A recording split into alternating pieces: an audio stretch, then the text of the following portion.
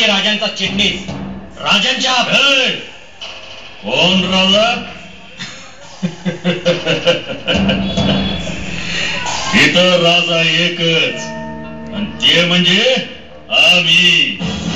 चंद्रगुप्त मौर्यांच्या वारसांनी पिढीजात राज्य करण्याचा अधिकार आम्हाला दिलेला आहे. आणि कोणा कालचा पोर? हे आपण म्हणू शकता, पण शिवाजी राजांच्या कृपेमुळेच आपण इथं बसला आहात. त्यांच्यामुळेच आपण या गादीवर दत्तक गेलात, चंद्रराव झालात, हे विसरू नये यशवंतराव. लय उपकार झाले शिवाजीचे, लय उपकार. अरे एवढीच ताकद होती तर सौता का येऊन बसला नाही या गादीवर?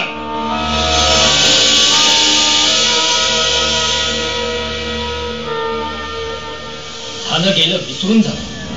चंद्रराव राजांच्या मनात सुलूक करावा असं आहे. सोयरीक सोयरीक. वा वा वा वा. आम्ही पिढ्यान पिढ्याचं राज. हा, एक तोला मोलाचं योग्यतेचं स्थळ आहे. आमचा कारभारी यशवंतराव आहे ना. बघा, विचार करताय का? काय सोयरीक योग्य पायरीनच व्हावी. चंद्रराव बघ, घुबड पण साथ देत या. घुबड ओरडलं की मृत्यू येतो म्हणतात. असं मग तूच मरतोयस वाटतं आता. हनुमंतराव, गिरफ्तार करा याला आणि मस्तक उडवा याचं. हे सोपं नाही यशवंतराव. हा ऐकलं तुझं. नुसत्या नावाच्या चंद्ररावात कान उघडे ठेवून ऐक. चंद्रगुप्त मौर्याची वंशावळ सांगून माणसं मोठी होत नसतात. त्या खोर घराण्याचं नावही घेण्याची तुझ्यासारख्या गद्दाराची लायकी नाही.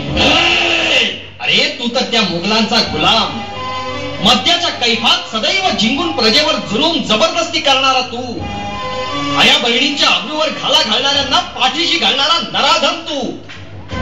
चंद्ररावा, राजांनी दिलेली संधी तू गमावलीस.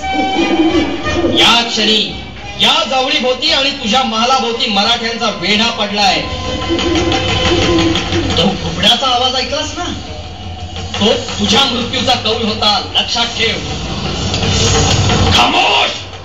रघुनाथ पंत एक शब्द याचा तोंडातून काढला तर गाच्या चंद्ररावाबरोबर आहे.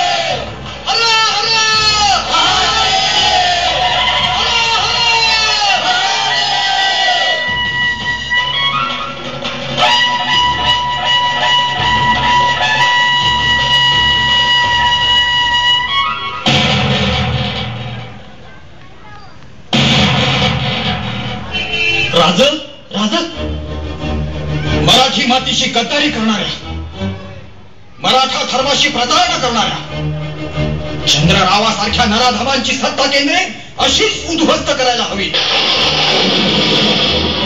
ही कसली सत्ता केंद्रे? या तर छळ छावण्या. इथे ना जनतेच्या सुखदुःखाचा विचार, ना जनतेच्या भावनेचा विचार. जनतेला दासी उपभोगाची वस्तू समजणारे जरी स्वकीय असतील तरी जनहितासाठी, स्वराज्यासाठी, राष्ट्र निर्माणासाठी अशा स्वकीयांना मुळासकट उपटून टाकायला पाहिजे.